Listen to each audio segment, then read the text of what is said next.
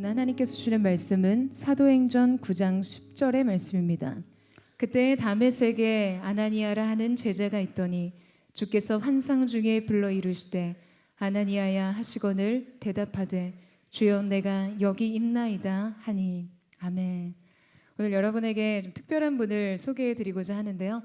오늘 또 함께 여러분에게 우리에게 말씀 나눠주실 목사님은 예수전도단 스위스 로잔 성경학교장을 역임하셨고요. 현재 더 바이블 미니스트리 대표로 섬기고 계십니다. 이 시대 가운데 참 찾아보기 어려운 성경을 깊이 연구하고 하나님의 말씀 그대로를 시대 가운데 전하는 귀한 목사님, 오늘 이 자리에 모시게 되어서 얼마나 감사하고 기쁜지 모르겠습니다. 우리 목사님 나오실 때 여러분 큰 축복과 사랑과 환영의 박수로 맞이해 주셨으면 좋겠습니다.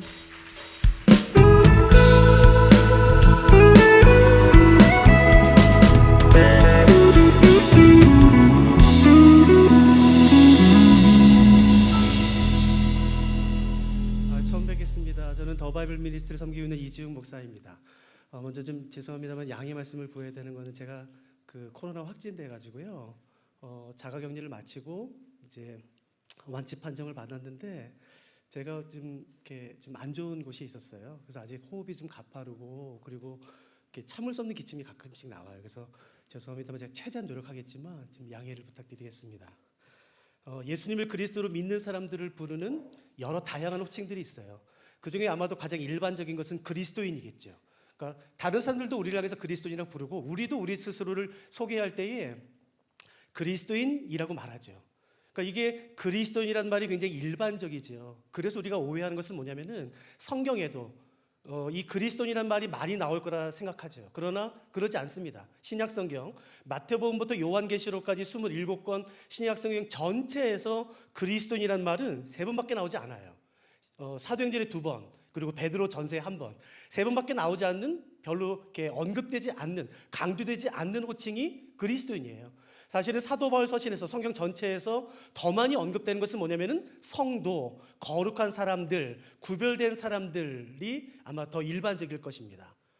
그러나 지금 우리가 이제 살펴보려고 하는 사도행전에 보시면 사도행전에는 예수님을 그리스도로 믿는 사람들을 부르는 너무너무 좋은 호칭이 하나가 있어요. 이것보다 더 좋은 호칭이 있나 싶을 정도의 바로 그 호칭, 그건 바로 제자입니다. 그러니까 제자라는 것은 그 당시에 또 지금도 예수님을 그리스도로 믿고 따르는 사람들을 부르는 아마 가장 중요한, 가장 적절한 호칭일 거라 저는 확신합니다. 그렇기 때문에 성경에서 언급하는 제자의 의미가 무엇인지를 우리가 정확히 파악하고 아는 것은 굉장히 중요하겠죠. 도대체 제자는 어떤 사람인가, 어떤 사람을 제자라고 부르고 어떤 사람은 제자가 아닌가라는 성경의 제자의 정의를 우리가 바로 알고 싶은 것이에요. 첫째, 제자는 학생과는 다릅니다. 제자는 학생이나 다 같지 않습니까? 아니요. 학생은 정해진 장소에서 정해진 시간에 선생님부터 어떤 정보와 지식을 배우는 사람, 받는 사람을 우리는 일반적으로 학생이라고 말하죠. 그렇기 때문에 어떤 장소를 벗어나면, 어떤 시간을 벗어나면 그 배움이 끝이에요. 그러나 제자는 그렇지 않습니다. 정해진 장소가 아니라 모든 장소에서, 정해진 시간이 아니라 모든 시간 동안 선생님의 말과 모든 삶을 통해 배우는 사람이 바로 제자예요. 그렇기 때문에 제자의 가장 중요한 특징은 선생님의 어떤 지식과 정보를 가지는 것, 전달받는 것 정도에 멈추는 것이 아니라 제자의 가장 중요한 특징은 선생님의 모든 삶을 배우고 닮아가는 사람이라고 할 수가 있겠죠. 이것이 제 첫 번째 제자의 중요한 특징이에요. 두 번째, 제자는 무리가 아닙니다. 사복음서에 보시면 예수님께서 언제나 나타나실 때의 주변에는 수많은 사람들이 몰려다녔어요. 예수님이 이 동네에 나타나셨다, 이 마을에 나타나셨다 라는 소문은 순식간에 퍼져나갔고 그 소문에 따라서 셀 수 없는 수많은 사람들이 예수님 주변에 모여들었죠. 그 사람들은 예수님에게 환호를 보내고 박수갈채를 보내고 찬양을 드리고 그리고 자기 옷을 벗어서 예수님이 가시는 길에 깔아드리고 기가 막힌 환호성이 언제나 예수님 주변에는 가득했었고 수많은 사람들이 있었어요. 그러나 예수님 주변에 있던 사람들을 크게 두 부류로 나눈다면 첫 번째는 무리죠. 그리고 두 번째는 제자를 할 수가 있어요. 무리나 제자나 모두 똑같이 예수님을 좋아해요. 예수님을 따라가요. 예수님이 여기 나타났다. 그럼 우르르 몰려갑니다. 수많은 박수갈채, 찬양, 자기의 옷을 벗어 예수님에게 깔아드리는 것은 다 똑같아요. 그러나 무리는 예수님의 말씀이 나의 생각과 다르면 뒤도 안 돌아보고 예수님을 떠납니다. 자기 자존심을 버리면서까지 굳이 예수님을 따르고 싶다고 하진 않아요. 경제적인 손해를, 심한 경제적인 손해를 입으면서까지 굳이 예수님을 따라가려고 하지 않는 사람들은 무리예요. 자기가 속해 있는 문화와 예수님의 말씀이 다르다면 조금도 주저함없이 예수님을 떠나는 사람들이 무리예요. 그러나 제자는 다릅니다. 예수님의 말씀이 나와 너무 부딪혀요. 예수님의 말씀을 따르기 위해 나는 너무 많은 것을 포기해야 돼요. 그래도 불구하고 예수님을 따르는 사람을 제자라 부르는 것이에요. 그래서 제자는 무리가 아닌 것이에요. 겉으로 볼 때 똑같아요. 무리나 제자나 여러분 똑같이 예배드립니다. 똑같이 손을 들어요. 똑같이 박수를 보내요. 똑같이 환호성을 드려요. 똑같이 헌금합니다. 그러나 결정적인 순간 하나님의 말씀이 나의 생각과 정면으로 부딪힐 때에 주의 말씀을 따르기 위해 나의 자존심을 내려놓고 내가 살고 있는 문화와 상식을 떠나야 되고 심지어 나의 많은 보장된 것을 버려야 할 때는 여러분 제자는 힘든 상황에서도 계속해서 말씀을 따라가지만 무리는 아니에요. 뒤도 안 돌아보고 떠납니다.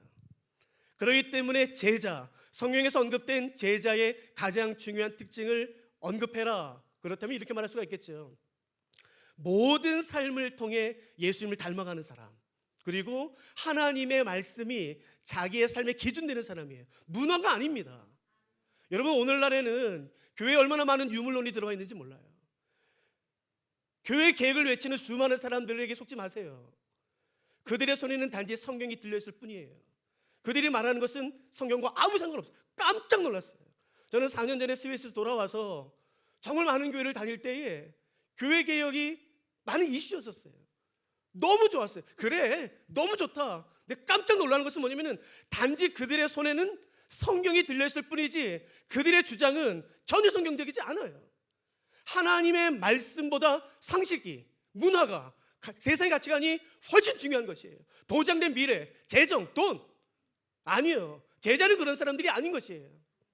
그 무엇보다도 하나님의 말씀이 우선된 사람들, 하나님의 말씀이 내가 속해 있는 문화와 다르다 할지라도 그 말씀을 따르는 사람들이. 그래서 로마서 12장 1절과 2절은 이렇게 말하지 않습니까?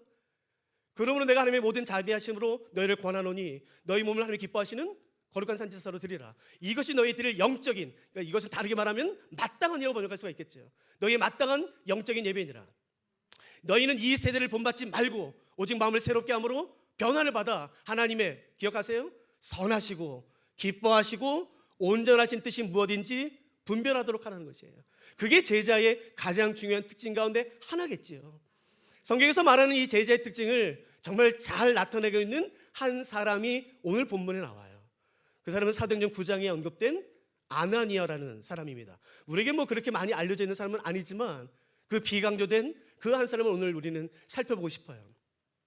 사도행전 9장은 사울이라는 한 청년이 사내들인 공회로부터 예수님을 믿는 사람들을 잡아서 감옥에 가두고 심지어 때리고 죽일 수 있는 전적인 권한을 받아 특별히 다메섹에 사는 그리스도인들을 잡으러 가는 장면부터 사도행전 9장은 시작이 됩니다. 가는 도중에 사울은 예수님을 만나요.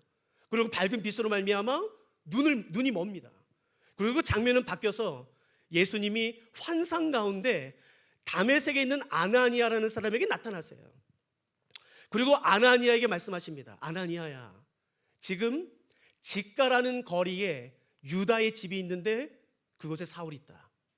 사울이 지금 아픔을 보지 못하고 있는데 너는 가서 안수함으로 그 사람의 눈을 띄게 해줘라 라는 말씀을 하세요. 그 예수님의 말씀에 대해 아나니아가 대답을 하는데 그 아나니아의 대답을 보면 아나니아는 이미 그 사울이라는 사람이 어떤 사람인지 알고 있음을 충분히 알 수 있습니다. 혹시 성경을 가지셨다면 잠깐 펴시겠습니까? 사도행전 9장이죠.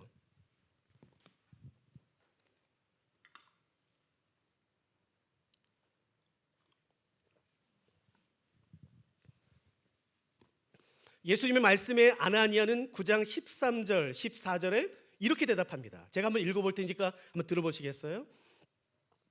아나니아가 대답하되 주여, 이 사람에 대하여 내가 여러 사람에게 듣사온즉, 이미 들었죠. 그러니까 사울이란 청년이 예루살렘에서 주의 성도에게 적지 않은 해를 끼쳤다 하더니 여기서도 주의 이름을 부르는 모든 사람을 결박할 권한을 대제사장들에게서 받았나이다. 그러니까 이 아나니아라는 사람은 사울에 대해서 알았어요. 두 가지를. 첫째, 과거에 어떤 일을 했는지. 예수님, 제가 알기로는 듣기로는 이 사울이라는 사람이 과거에 예루살렘 교회를 핍박했던 사람입니다. 두 번째, 그 사람이 지금 이 다메섹에 있는 그리스도인들을 잡기 위해 지금 오고 있습니다. 정확히 알았어요. 여러분, 아나니아는 사울이라는 사람이 어떤 사람인지 정확히 알았죠.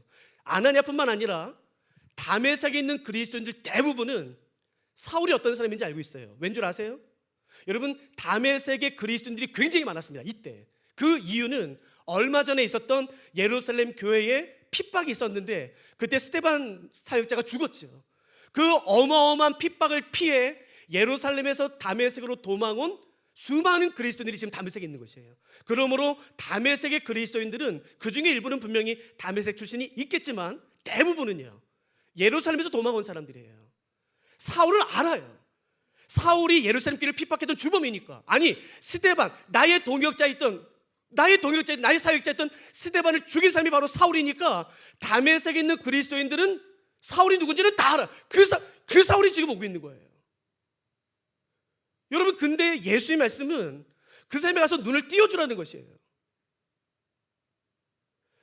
이게 어떻게 가능하겠습니까?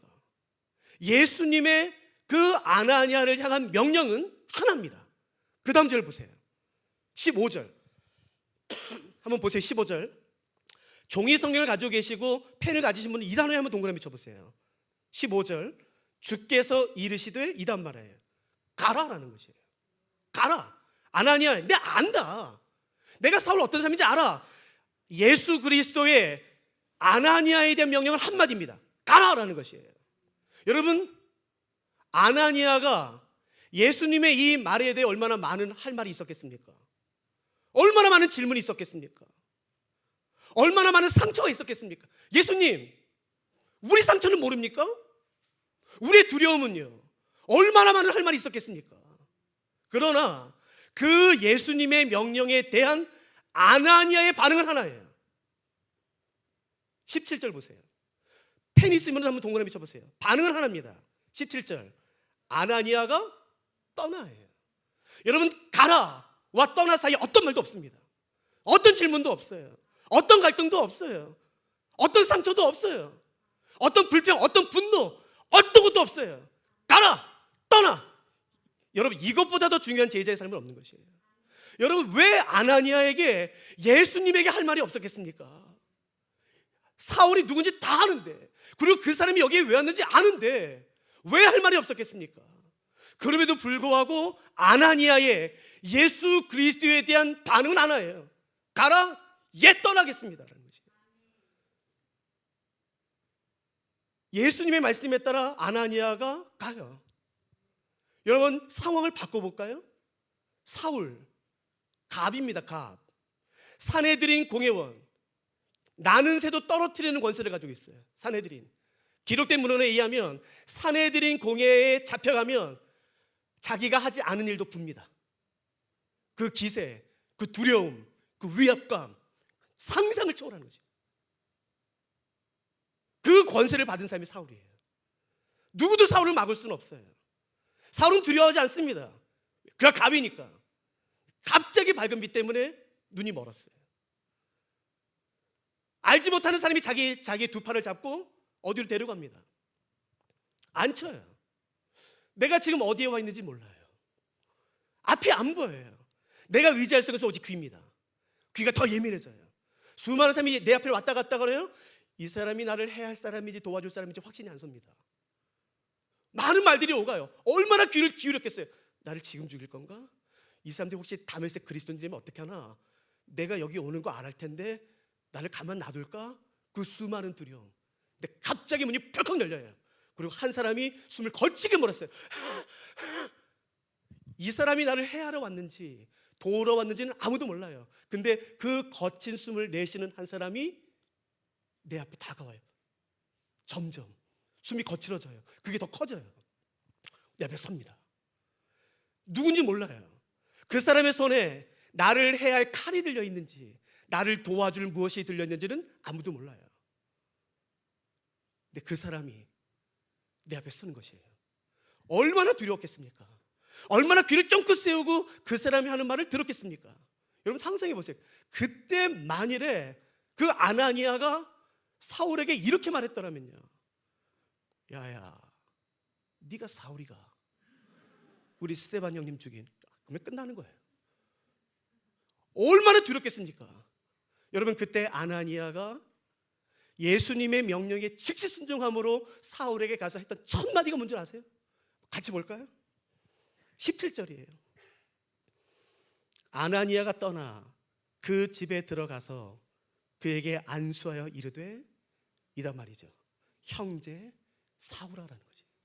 여러분 어떻게 나를 잡으러 온 내 동역자, 내 그리스도인들, 내 성도님들을 잡으러 온 사울을 향해 형제라고 부를 수 있습니까?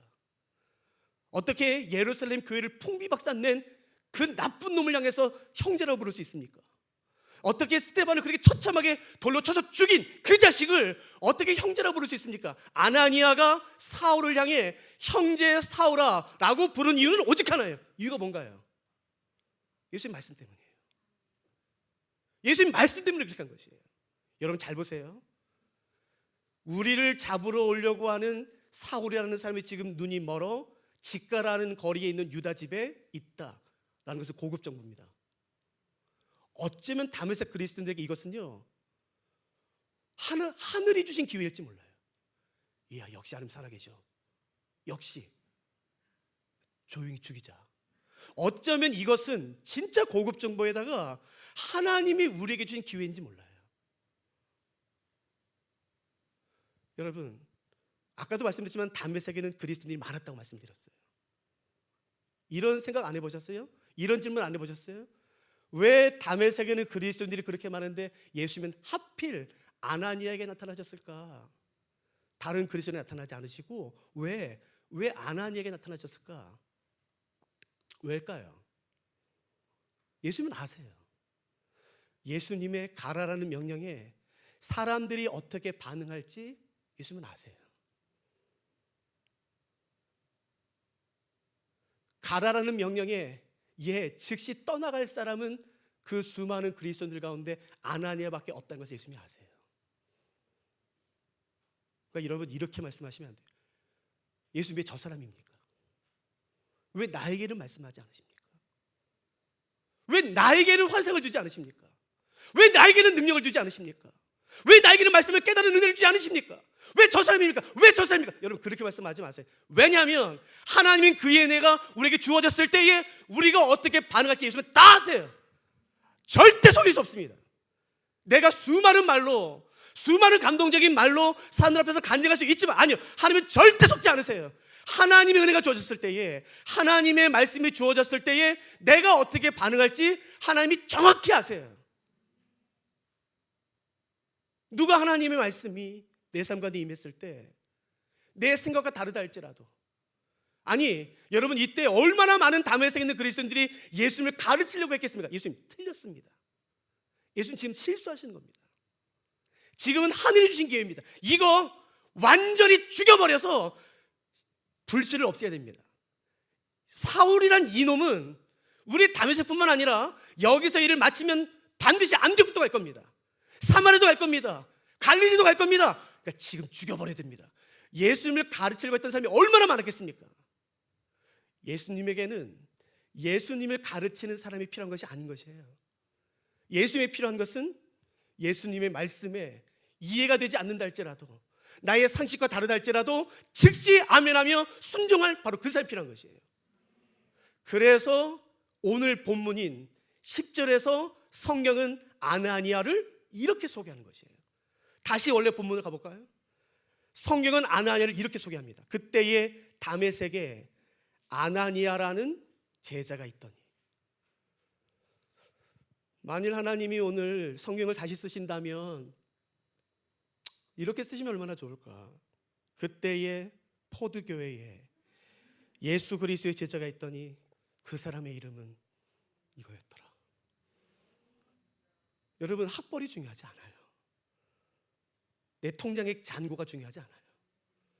내 생각과 다르다 할지라도, 내 이해와 다르다 할지라도, 그 말씀을 순종하기 위해 수많은 오해가 있다 할지라도 하나님 말씀에 즉시 순종하는 바로 그 사람이 필요한 것이에요. 그 사람은 성경은 그 사람을 일컬어 예수 그리스도의 제자라고 말하는 것입니다. 한국 교회의 가장 큰 위기 중에 하나는 이제 더 이상 교회는 제자를 만들어내지 않아요. 교회만 잘하면 되는 거지. 헌금만 잘하면 돼요. 예배만 잘 드리면 돼요. 봉사만 잘하면 되는 것이에요. 아니요. 한국 교회의 가장 큰 위기 중에 하나는 더 이상 제자를 만들어내지 않는 것이에요. 하나님의 말씀이 그의 삶의 전부인 사람, 하나님의 말씀이 자신이 속한 세상의 문화와 가치관과 상식보다 더 중요한 사람, 하나님의 말씀이 내 삶의 이유인 사람. 너 왜 그렇게 하냐? 너는 왜 사울을 향해 왜 형제라 부르냐? 그때에 대답 장황하게 설명하지 않고 오직 한마디, 내 주 예수 그리스도의 말씀이기 때문이다 라고 말을 바로 그 사람. 여러분, 그 사람이 필요한 것이에요. 여러분, 그 사람이 오늘 여기 있다면 얼마나 좋겠습니까? 다르게 살 용기가 있는 사람, 바벨론에서 그 바벨론의 문화를 거스르며 하나님께 기도했던 당일처럼 다르게 살기로 결정하는 바로 그 사람을 하나님이 찾고 계시고, 여러분 기억하세요. 세상의 변화는 수천 명, 수만 명에 의해서 이루어지지 않고 다르게 사는 한 사람에 의해서 세상은 변화되는 것이에요. 나는 그 사람이 오늘 포도교회에 있길 원하는 것이에요. 저는 분명히 있다고 믿어요. 저는 한 사람을 더 소개하고 오늘 마치고 싶어요. 저는 구약에서 이 사람을 정말 좋아합니다. 너무너무 좋아해요. 근데 이 사람은 비강조돼요. 거의 설교되지 않아요. 알려지지 않아요. 근데 저는 구약을 읽을 때마다 이 사람을 정말 좋아합니다. 예레미야 35장에 들어보세요. 하나님께서는 예레미야 선지자를 부르세요. 예레미야야, 예 하나님, 너 내가 누구한테 보낼 테니까 너 가서 말 좀 전할래? 예 하나님 말씀하세요. 그래, 너 레갑 사람들한테 좀 가라. 레갑 가문. 레갑 가문이? 그 사람들을 성전으로 좀 데리고 와. 그래서 어떻게 할까요? 성전에 너가 포도주를 진열해 놔라. 그리고 그 사람들을 성전으로 데리고 와서 그 사람들한테 포도주를 마음껏 대접해줘라. 너 이거 할 수 있겠니?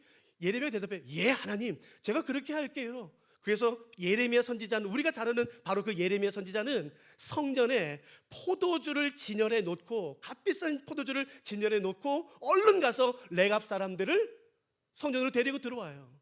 그래서 말합니다. 여러분, 하나님 말씀하셨어요. 마음껏 드십시오. 근데 그때 예레미야가 깜짝 놀랄 말을 레갑 사람들이 하는 것이에요. 그 말이 무엇인지 한번 잠깐 살펴보실까요? 성경 가지신 분 한번 잠깐 보세요. 예레미야 35장입니다.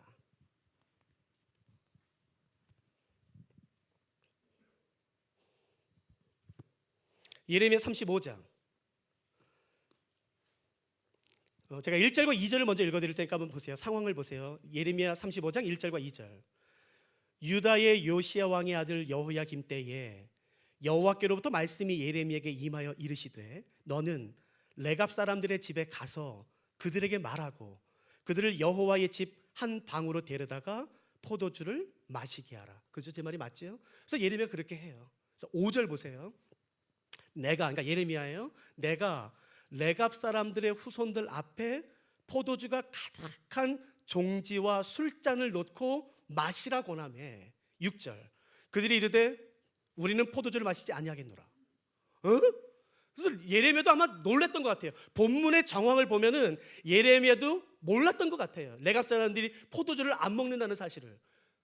예레미야가 말했겠죠. 아니 여러분 오해하지 마세요. 이건 제가 대접하는 게 아니라 하나님의 말씀이에요. 하나님이 저에게 말씀하셔서 성전에 포도주를 진열한 다음에 여러분에게 대접하라고 했어요. 그러니까 드셔도 됩니다. 근데 그 사람이 말하는 게 아니요, 우리는 안 먹겠습니다라는 것이에요. 이유가 기가 막혀요. 그 다음 보세요. 6절. 그들이 말하되 우리는 포도주를 마시지 아니하겠노라.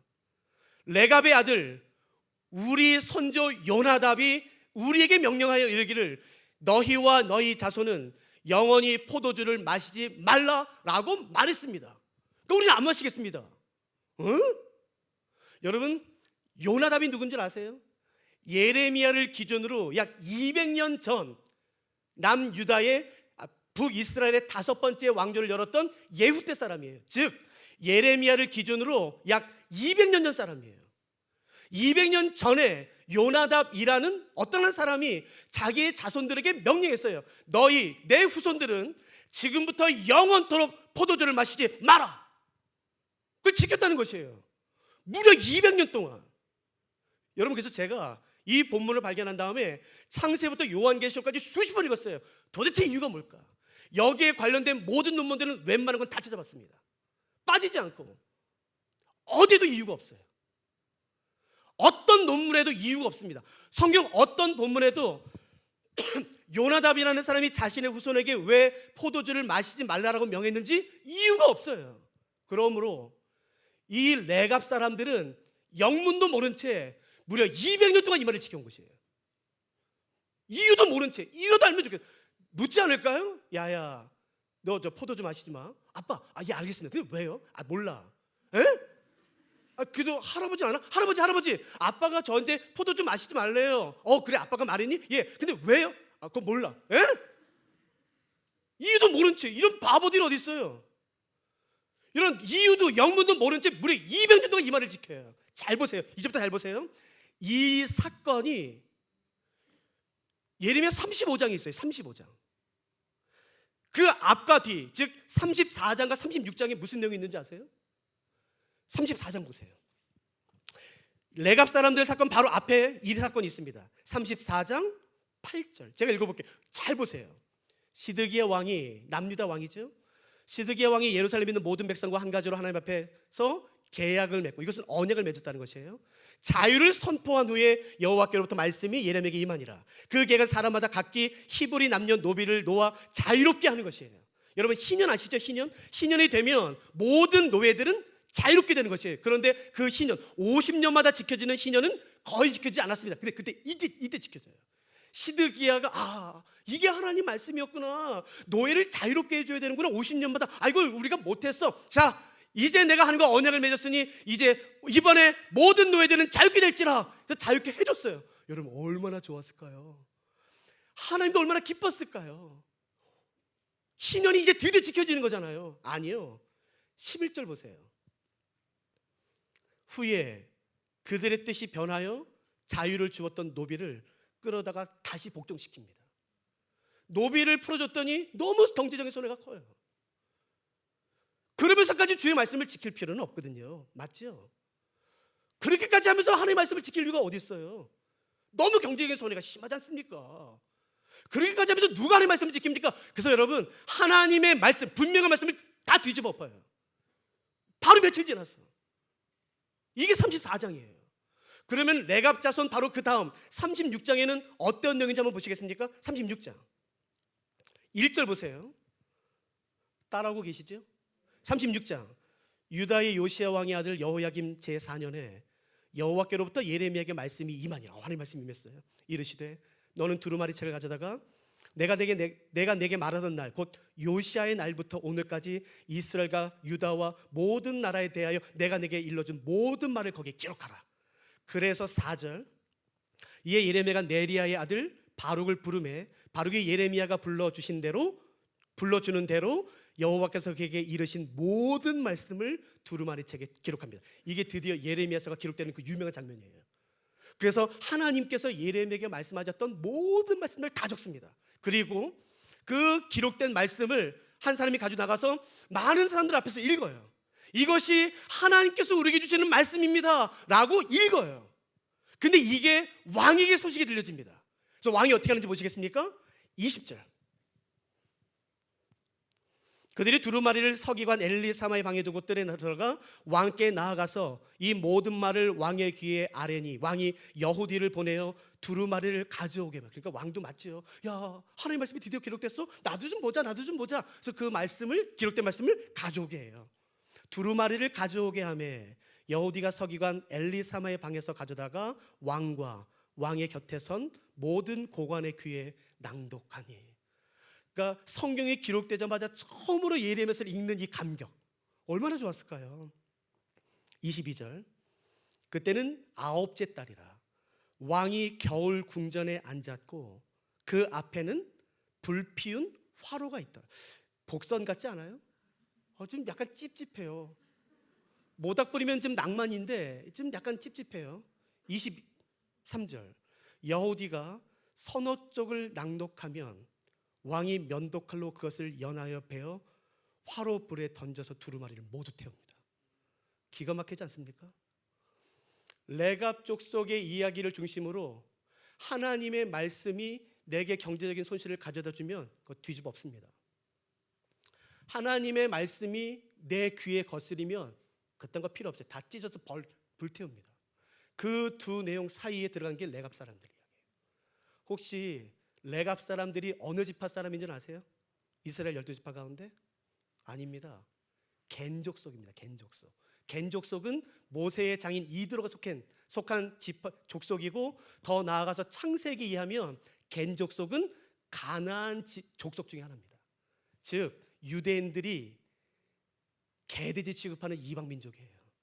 저주받은, 버림받은, 절대로 하나님 나라에 들어오지 못하는 그 개돼지 취급받는 그 사람들이 레갑 사람들이에요. 근데 재밌지요. 레갑 사람들은 영문도 모른 채 자신의 조상들이 포도주를 먹지 말라 말한 그 말을 이유도 모른 채 무려 200년을 지켜요. 그래서 하나님이 예레미야 35장에서 예레미야에게 이렇게 말씀하세요. 뭐라고 말씀하시는지 한번 잠깐 보시죠. 이건 굉장히 중요해요. 14절. 저는 이 말씀을 읽을 때마다 마음이 아프더라고요. 보세요. 레갑의 아들 요나답이 그의 자손에게 포도주를 마시지 말란 그 명령은 실행되도다. 그들은 그 선조의 명령을 순종하여 오늘까지 마시지 아니하거늘 내가 여호와죠, 내가 너희에게 말하고 끊임없이 말하여도 너희는 내게 순종하지 아니하도다. 이 말씀을 읽을 때마다 저는 마음이 찢어지는 것 같아요. 하나님이 말씀하세요. 예레미야, 너 그거 아니야? 니네들이 말하는 그 개돼지 같은 것들은 영문도 모른 채 그 조상이 말은 말을 무려 200년 동안 지키대. 200년 동안. 그런데 내 백성은 내가 아무리 말해도, 선지자를 보내도 듣지 않아. 아무리 말해도 내 백성은 듣지 않아. 그 울부짖음이 들리세요? 하나님께서 원하시는 것은 그 하나님의 말씀을 다른 그 무엇보다도 존중하는 사람인 것이에요. 자신의 생명보다도. 목사님, 그래도 이 직장은 포기할 수는 없습니다. 아무리 말씀과 벗어나도 안 됩니다. 이건 연봉이 셉니다. 다니세요. 근데 이 중에 한 명도 없습니까? 아니, 난 그만둔다. 너 미쳤냐? 너 연봉이 얼만데? 2억이 넘는데 너 미쳤냐? 한 명도 없으세요? 자랑 하나 할까요? 저는 작년까지 한 교회 청년부 전체를 맡아서 섬겼었어요. 이 비슷한 설교를 저는 자주 했죠. 설교를 마치고 내려오는데 한 청년이 저에게 왔어요. 목사님, 저 회사 그만뒀습니다. 제가 알아요. 그 형제 우리나라에서요 최고의 학부를 나온 형제예요.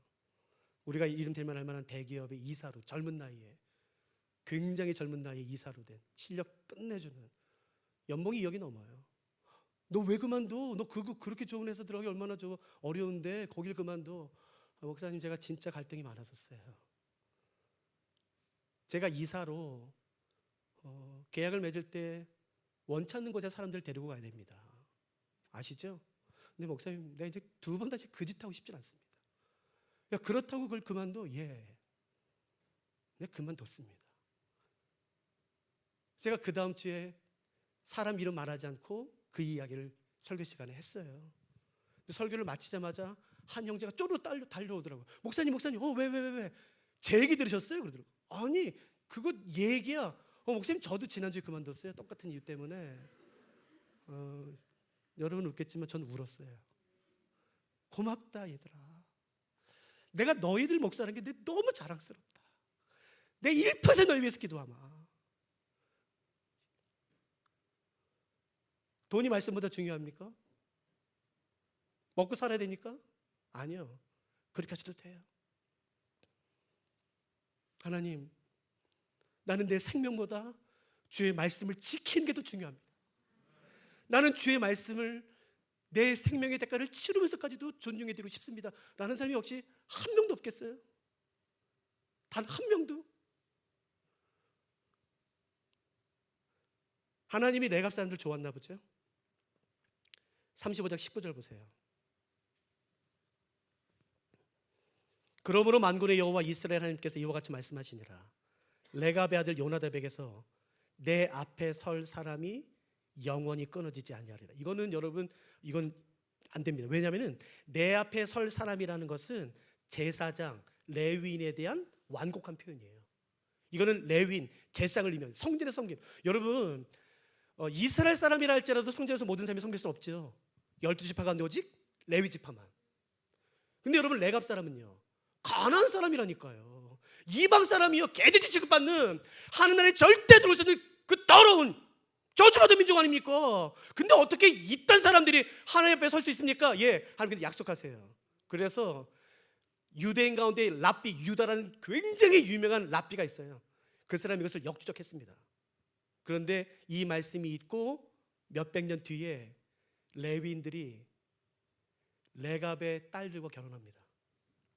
그래서 이 약속의 말씀이 실제 이루어져요. 누가 오늘 자신의 생명을 들여 주의 말씀을 따르기로 결정하겠습니까? 사랑하는 포도교회 성도 여러분, 길이 아니면 가지 마세요.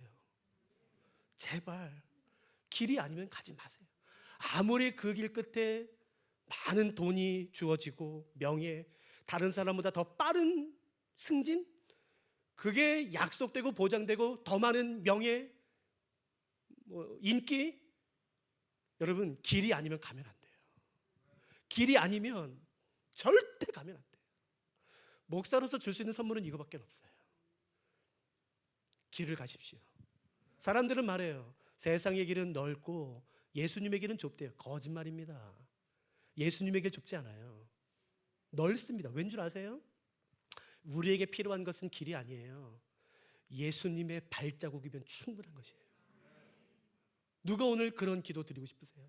예수님, 내 눈에 주의 발자국이 선명하게 보이게만 해주십시오. 내가 그 길 따라갈 테니까. 주의 말씀이 내 생명보다 귀하다는 것을 내가 이 세상에 증명할 테니까. 우리 같이 찬양하지 않으실래요? 이 찬양이 저는 오늘 우리의 고백이 되면 좋겠어요.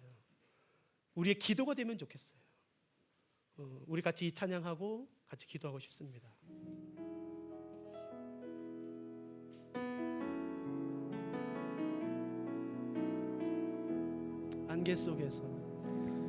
안개 속에서 주님을 보내 아무도 없을 것 같던 그곳에서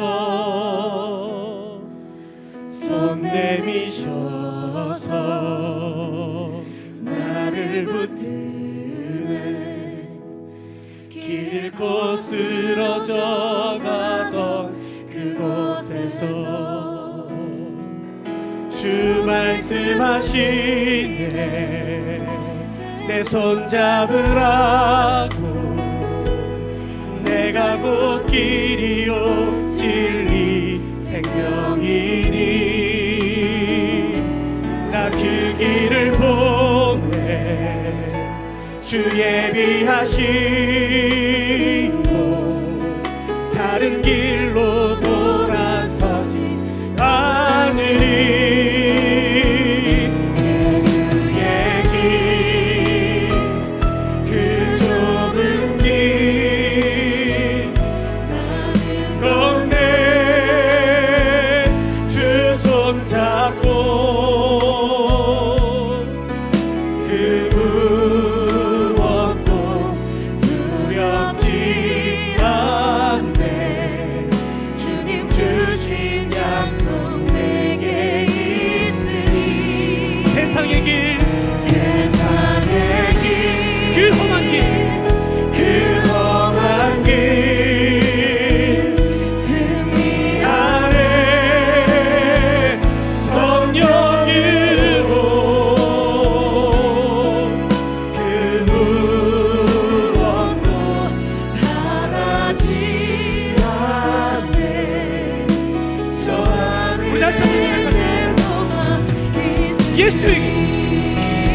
좁은 길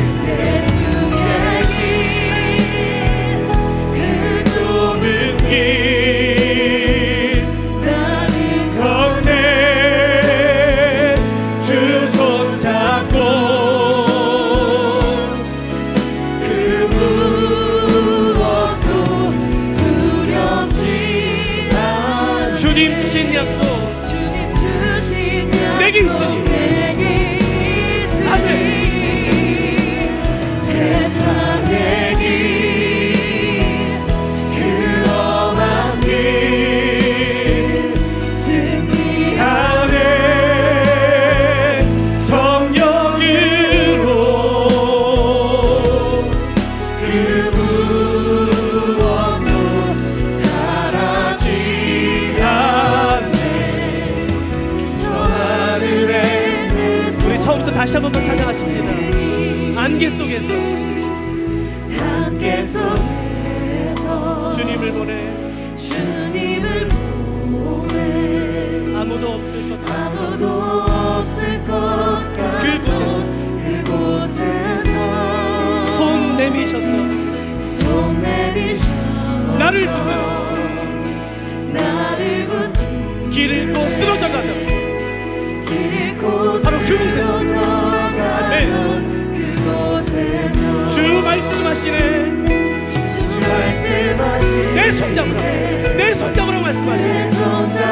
아멘. 그분이 말씀하시네. 내가 곧 길이요 내가 곧 진리요 생명이니 생명이니 나 그 길을 보내 나 그 길을 보내 주 예비하신 곳 주 예비하신 다른 길로 돌아서지 않으니. 아멘. 우리 모두 함께 고백합니다. 예수의 길 예수의 길, 그 좁은 길 나는 건네 주 손잡고 그 무엇도 두렵지 않네. 주님 주신 약속 내게 있으니 세상의 길 세상의 길, 그 험한 길 승리하네 승리하네 성령으로 그 무엇도 바라지 않네. 우리 다시 한번 고백하십니다. 내 소망 있으니 예수의 길 예수의 길, 그 좁은 길 나는 건네 주 손잡고 그 무엇도 두렵지 않네. 주님 주신 약속 내게 있으니 세상의 길, 그 험한 길 승리하네 성령으로 그 무엇도 바라지 않네. 저 하늘에 내 소망 있으니. 여러분 기도하지 않으시겠습니까? 누가 혹시 이런 기도 오늘 드리고 싶으세요? 하나님 내 삶에 하나님 되십시오. 여러분 우리의 소원은 하나님으로 하여금 하나님이 되게 하는 것이에요. 여러분 도대체 예수님이 이 세상에서 얼마나 멸시와 천대를 더 당해야지만 왕이 되시겠습니까? 우리가 오늘 그 일을 해드리고 싶은 것이에요. 하나님 내 삶의 왕이 되십시오. 주님은 내 명령권자가 되십시오. 나는 주님을 따르는 사람이 될 테니. 주님은 내 선한 목자가 되십시오. 나는 주님을 따르는 양이 될 테니. 주님은 내 아버지가 되시고 나는 주의 자녀가 되며, 주님은 내 하나님이 되시고 나는 피조물이 될 수 있도록 도와달라고. 주님 하나님이 되십시오. 하나님 내게 무엇인지 말씀만 하십시오. 내가 온 힘을 다해 생명을 다해 주의 말씀을 지켜드릴 테니 주님 나에게 주의 말씀을 사랑할 수 있는 마음을 주시고 존중할 수 있는 마음을 주시고 내 삶의 하나님 되십시오. 우리 그렇게 같이 주의 붙잡혀 나가서 기도하기 시작하십시다. 우리 기도하십시다. 예 주님, 예 주님, 우리에게 왕이 되어 주시옵소서. 나의 삶의 왕이 되시옵소서. 내 삶의 주인 되시옵소서. 내 삶의 모든 것 되시옵소서.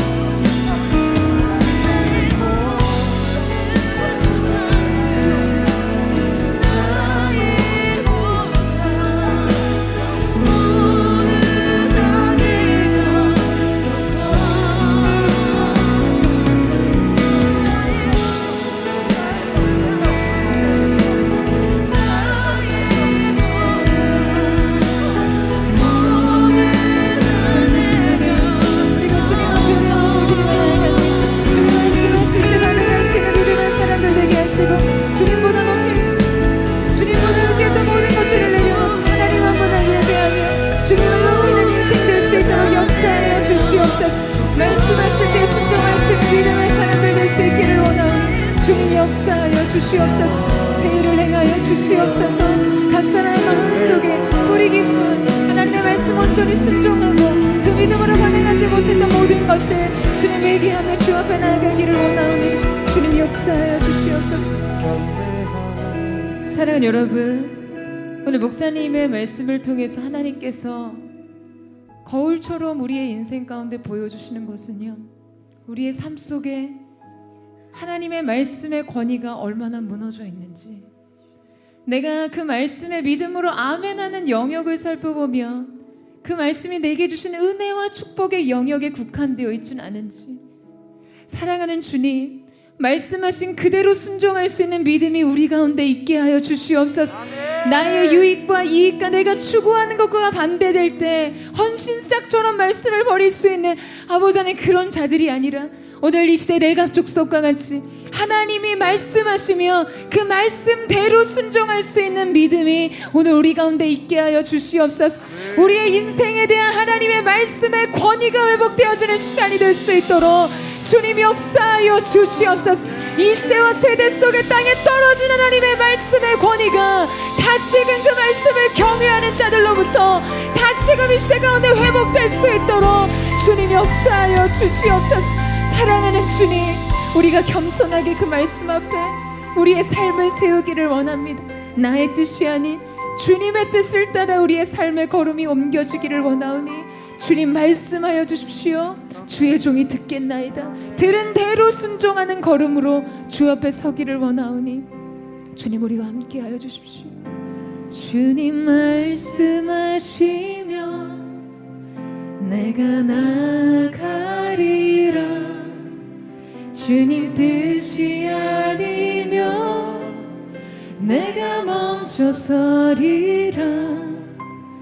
나의 가고 서는 것 주님 뜻에 있으니 오 주님 나를 이끄소서. 주님 말씀하시면 주님 말씀하시면 내가 나아갑니다. 주님의 뜻이 아니면 주님 뜻이 아니면 내가 멈춰서리라. 나의 가고 서는 것 주님 뜻에 있으니 오 주님 나를 이끄소서. 뜻하신 그곳에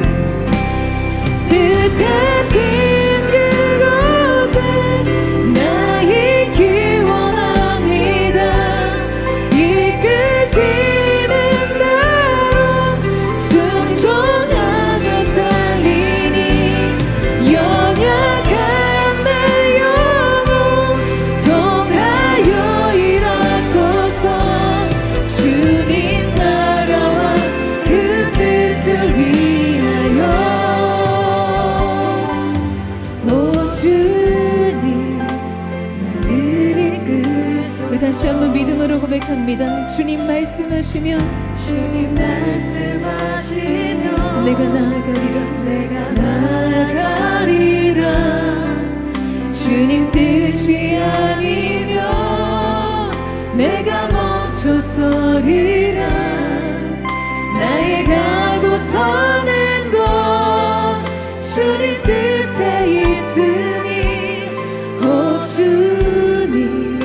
다시 한번 고백할 때 여러분 이것이 정말 여러분의 삶의 고백이 되게 하십시오. 주님 말씀하시면 주님 말씀하시면 이것이 바로 우리 인생의 기준이 되고 우리 삶의 모든 선택과 결정의 근거가 되기를 원합니다. 주님 뜻이 아니면 내가 멈춰서리라. 나의 갈고 서는 건 주님 뜻에 있으니 오 주님 나를 이끌 뜻하신 그곳에 뜻하신 그곳에 나 있기 원합니다.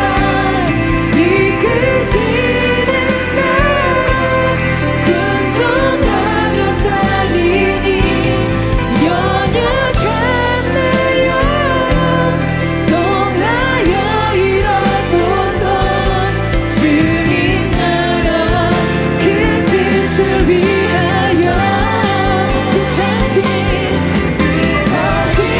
그곳에 나 있기 원합니다. 우리가 주님 앞에 믿음의 순종을 드리며 나아가기를 원합니다. 주님 연약한 내 영혼 통하여 일어서서 주님의 나라와 주님의 뜻을 위하여 다시 한번 전심으로 뜻하신 그곳에 나 있기 원합니다. 이끄시는 나로 순종하며 살리니 연약한 내 영혼 통하여 일어서서 주님 나라와 그 뜻을 위하여 오 주님 나를 이끄소서. 주님 나를 이끄소서. 오 주님 나를 이끄소서. 주님 나를 이끄소서. 오 주님 나를 이끄소서.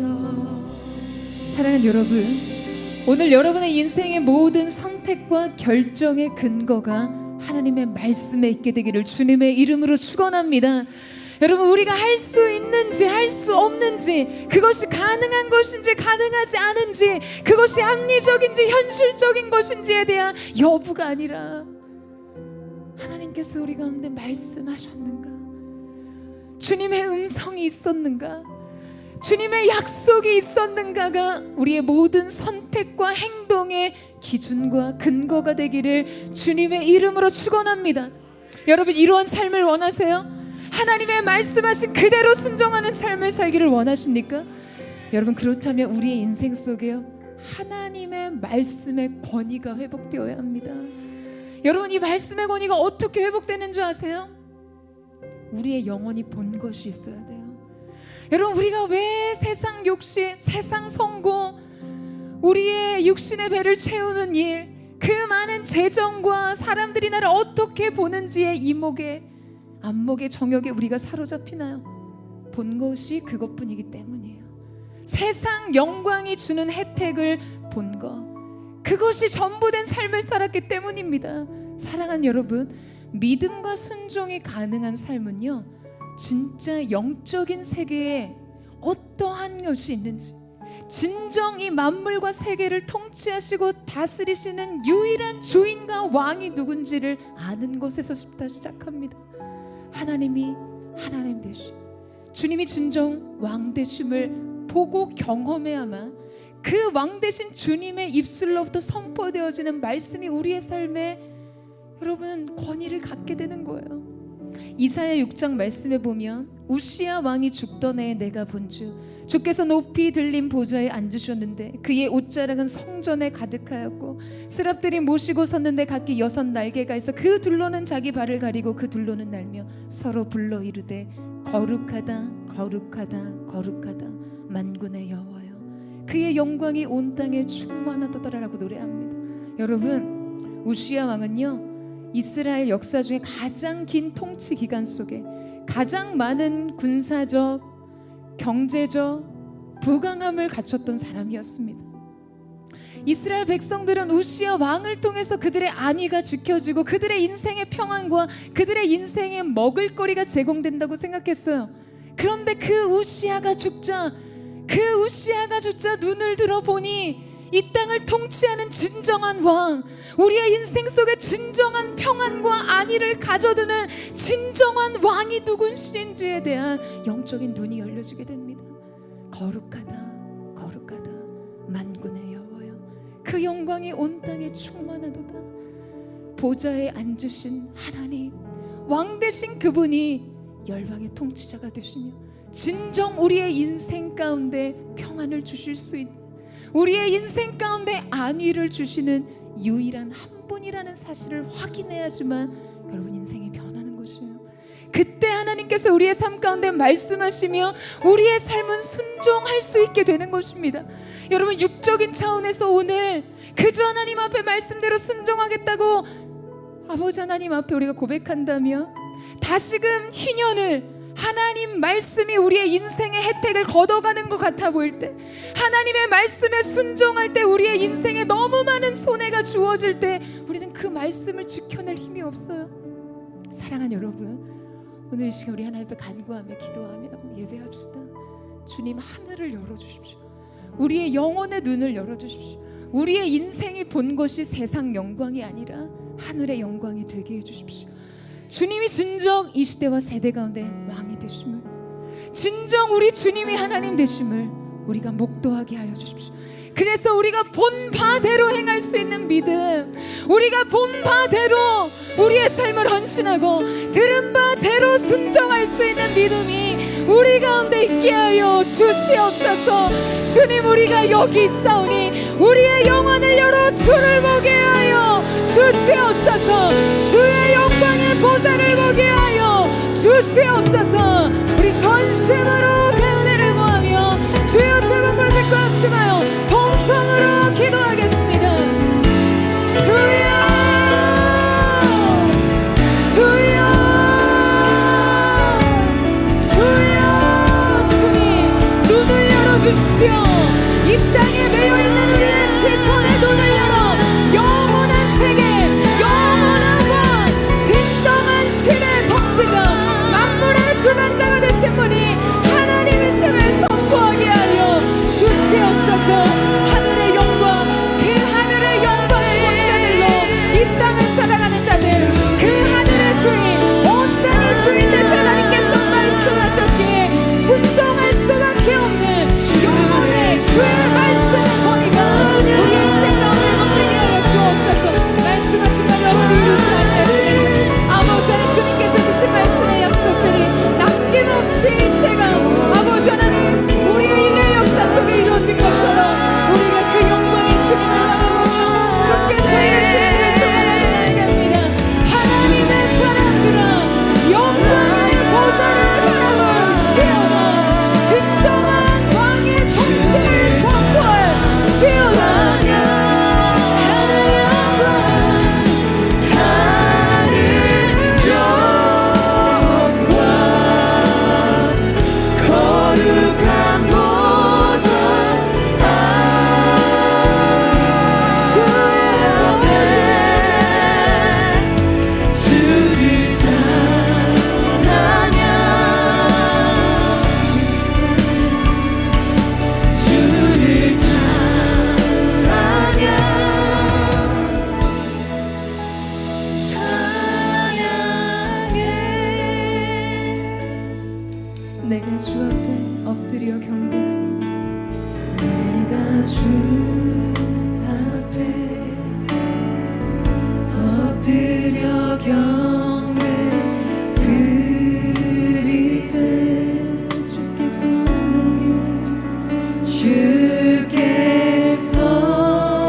내게 기름 부으사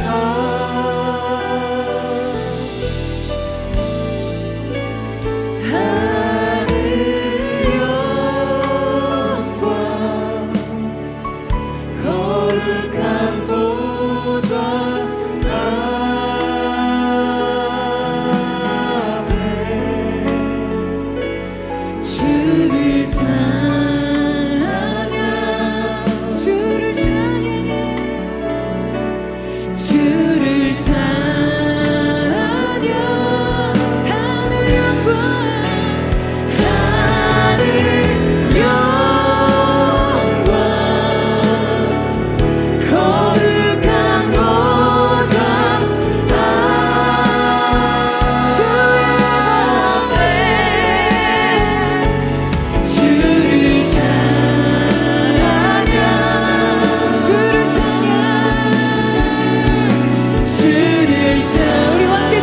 높여드리며 하늘 영광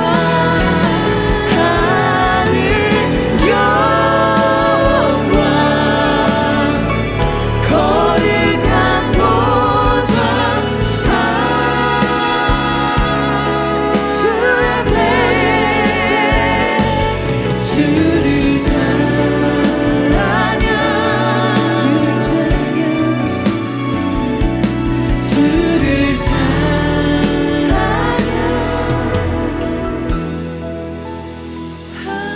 하늘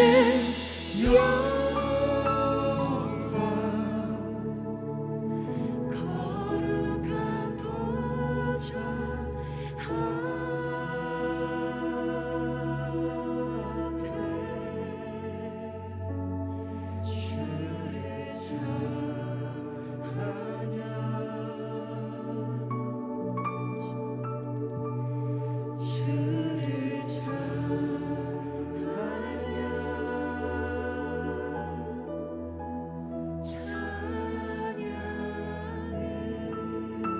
사랑하는 포도처치 모든 성도들의 삶은 세상 영광이 아닌 하늘의 영광을 본 자로서 사는 믿음의 사람들 되기를 주님의 이름으로 축원합니다. 하나님의 말씀의 권위를 회복시킨 인생, 하나님의 말씀의 권위를 우리의 시대 가운데 회복시키는 그 하나님을 경외하는 한 사람의 인생으로 주 앞에 드려지기를 원하오니 주님 역사하여 주시옵소서. 여러분, 신구약은요 말라기와 마태복음 사이에는 400년의 시간이 있습니다. 400년 동안 하나님께서 침묵하셨어요. 그러나 광야에서 외치는 자의 소리, 하나님의 음성을 들을 수 있는 한 사람의 출현을 통해 하나님께서 그 시대 가운데 다시 말씀하시기 시작합니다. 사랑하는 여러분, 저는 저와 여러분, 사랑하는 포도처치의 모든 성도들이 이렇게 하나님의 침묵을 깨고 그 말씀을 들을 수 있는 한 사람, 그 말씀을 시대 가운데 선포할 수 있는 한 사람, 거룩한 부흥의 새 물결을 우리의 세대 가운데 일으킬 수 있는 그 하나님의 사람들이 되기를 주님의 이름으로 축원합니다. 거룩한 부흥의 세대가 일어날지어다. 하나님의 사람들은 깨어 일어날지어다. 말씀을 향해 달려가세요. 여러분, 그 말씀을 시대 가운데 선포하십시오. 우리 전심으로 그 마음을 드리며 주님, 내가 그 한 사람이 되기를 원합니다. 다시금 하나님께서 우리의 시대 가운데 말씀하시고 우리의 시대 속에 하나님의 말씀의 권위가 회복될 수 있도록 내가 하나님 앞에 나의 삶을 드립니다. 우리 그렇게 고백하는 사람 전심으로 주의 한번 외치고 합심한 동성으로 기도하겠습니다. 주여, 사랑하는 주님, 하나님께서 우리 가운데, 하나님께서 우리의 시대 가운데 다시 말씀하시도록, 주님께서 우리의 시대 가운데 다시금 부흥의 물결, 예배 부흥을 허락하시도록 준비된 포도교회가 되기를 원합니다. 준비된 예배자가 되기를 원합니다. 준비된 헌신자가 되기를 원하오니 주여 말씀하여 주시옵소서. 주의 종이 듣겠나이다. 들은 대로 행동하는, 들은 대로 순종하는 거룩한 하나님의 사람들이 되기를 원하오니 주여 역사하여 주시옵소서. 전심으로 달려가는, 전심으로 말씀을 향해 달려가는 믿음의 경주자들 될 수 있도록 역사하여 주시옵소서.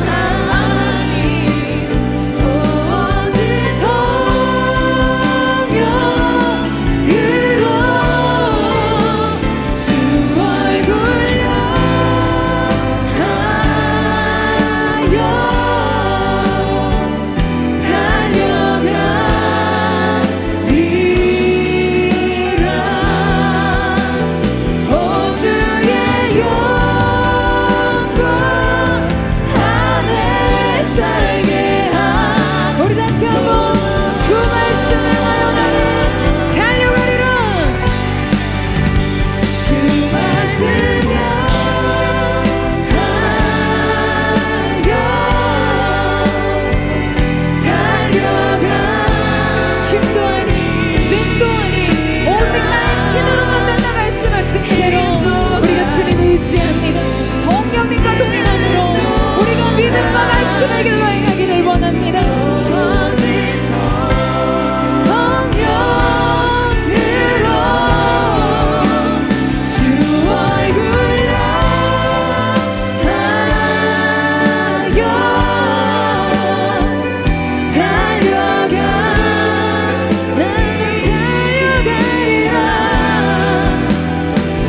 주의 영광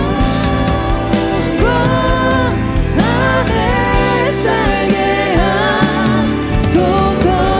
예수답기를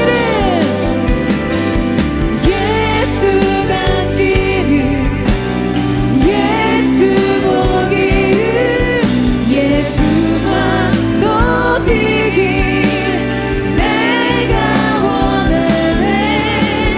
내 평생 소원 예수 닮기를 예수만 닮기를 내가 우리의 갈망을 주님 앞에 드리며 예수 닮기를 예수 닮기를 예수 보기를 예수만 높이길 내가 원하는 내 평생 소원 예수 닮기를 예수만 닮기를 내가